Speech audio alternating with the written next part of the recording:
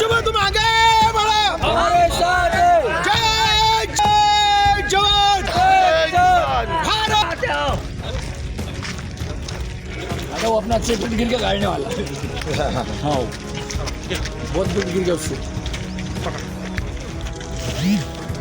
बच्चों तुम आगे बढ़ो, हम तुम्हारे साथ हैं। बच्चों तुम आगे बढ़ो, हम तुम्हारे साथ हैं। आता आम्ही शांततेनं 9 दिवस 170-80 किलोमीटर पायी चालत आलो आहे. खरं तर शांततेच्याच मार्गाने सरकार दखल घेईल अशा अपेक्षा होत्या. प्रशासनानं काही ठिकाणी काही कामं सुरू केले, जसे रस्त्याचे असेल किंवा जीवन प्राधिकरणची ज्या योजना होत्या चिखलदरा तहसीलमधल्या 3 ते 4 योजना वर्षभरापासून पेंडिंग होत्या, चालून होत्या. त्या चालू केल्या आणि त्यांनी सांगितलं की 20 तारखेपर्यंत आम्ही नळाद्वारे पाणी चिखलदऱ्याला जिथं पाणी कधीच पोहोचलं नव्हतं तिथपर्यंत पोहोचू. पण त्या व्यतिरिक्त शासन स्तरावरच्या ज्या काही अडचणी आहेत त्या संदर्भातला अ, खरं आंदोलनाची सुरुवात उद्यापासून होणार आहे. आम्ही शांततेच्या मार्गानं हे सगळं करत असताना अपेक्षा होती का या 8-10 दिवसातच काही निर्णय होईल. मला वाटतं सरकार शांततेनं ऐकल एवढं शहाणं नाही आहे.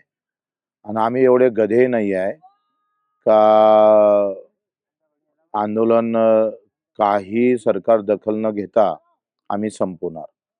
एकतर तळपत्या उन्हात आम्ही हा प्रवास केलेला आहे आणि उद्याचा हा लढा आमचा भगतसिंग मार्गाने राहील.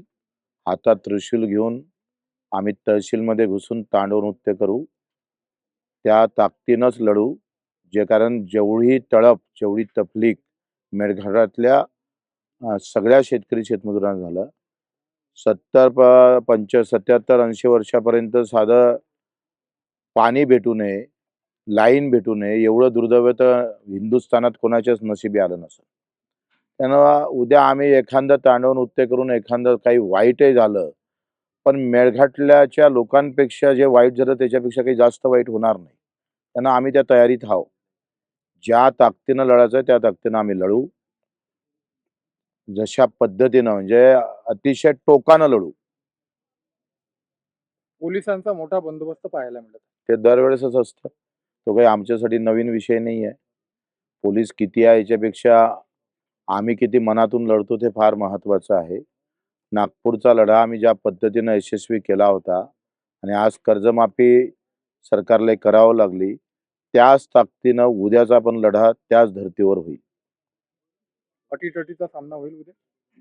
हा काही मॅच नाही आहे. सामन्यासाठी काही आम्ही इथं आम्हाला काही मारपीटसाठी आलो नाही. पण सरकार जर शांततेच्या मार्गानं ऐकतच नसेल, तर फिर अभी तक आतापर्यंत आम्ही भोलेनाथ होतो. आता हर हर महादेव होऊ.